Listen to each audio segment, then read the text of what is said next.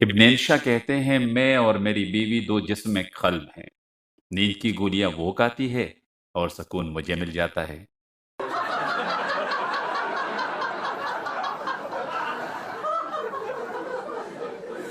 پطرس بخاری کے کسی عزیز کا نکاح تھا، اس کے لیے کوئی مولوی درکار تھا۔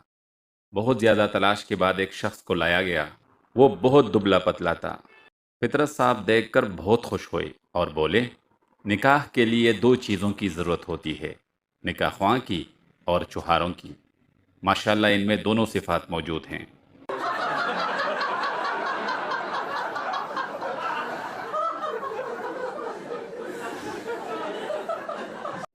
داماد کے سامنے دسترخوان پر انڈوں کا سالن پیش کیا گیا تو حضرت داماد نے عرض کیا، جناب ان انڈوں کے والدین سے ملنے کا اشتیاق تھا۔ ارشاد ہوا کہ برخوردار یہ بیچارے یتیم ہے، ان کے سر پر ہی دست شفقت رکھ دیجئے۔